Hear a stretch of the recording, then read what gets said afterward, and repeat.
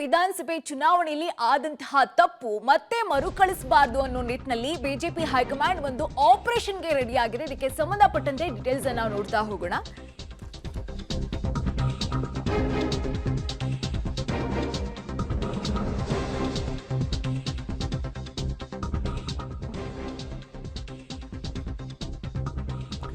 BJP high command ನಿಂದ ಅಖಾಡದಲ್ಲಿ ಗುಪ್ತ report team ಇದೆ. ಅಸಮಾಧಾನ ಇರುವಂತಹ ಕ್ಷೇತ್ರಗಳಲ್ಲಿ ರಹಸ್ಯ ವರದಿಯನ್ನ ಸಂಗ್ರಹ ಮಾಡ್ತಾ ಇದೆ ಟೀಮ್.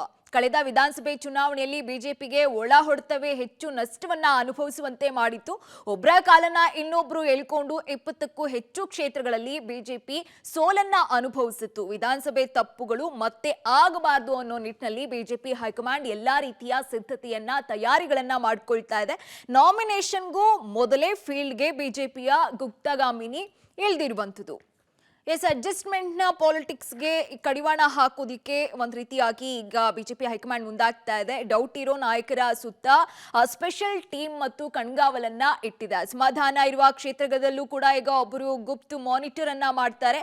ಇನ್ನು ಮೈತ್ರಿ ಇಂಪ್ಯಾಕ್ಟ್ ಕ್ಷೇತ್ರಗಳಲ್ಲೂ ಕೂಡ ಸ್ಪೆಷಲ್ ಟೀಮ್ನಿಂದ ರಹಸ್ಯ ಓಡಾಟವನ್ನ ನಡೆಸಲಾಗುತ್ತೆ. ಇನ್ನು ಪ್ರತಿದಿನ ಬಿಜೆಪಿ ರಾಜ್ಯ ಚುನಾವಣಾ ಉಸ್ತುವಾರಿಗೆ ವರದಿಯನ್ನ ಟೀಮ್ ಸಲ್ಲಿಸ್ತಾರೆ. ಇನ್ನು ವರದಿಯನ್ನ ಹೈಕಮಾಂಡ್ಗೆ ಸಲ್ಲಿಸುತ್ತಾರೆ ರಾಧಾ ಮೋಹನ್ ದಾಸ್ ಅಗರ್ವಾಲ್ ಅನ್ನೋ ಮಾಹಿತಿ ಸಿಗ್ತಾ ಇದೆ. ಇನ್ನು ವೈಯಕ್ತಿಕ ದ್ವೇಷ, ಪ್ರತಿಷ್ಠೆಗಳ ಬಡಿದಾಟ ಜಾಸ್ತಿ ಆದ್ರೆ ವಾರ್ನ್ ಕಾಲ್ ಅನ್ನ ತೆಗೆದುಕೊಳ್ಬೇಕಾಗುತ್ತೆ ಅನ್ನೋ ನಿಟ್ಟಿನಲ್ಲೂ ಕೂಡ ಹೈಕಮಾಂಡ್ ಈಗ ಸೂಚನೆಯನ್ನ ಕೊಡ್ತಾ ಇದೆ.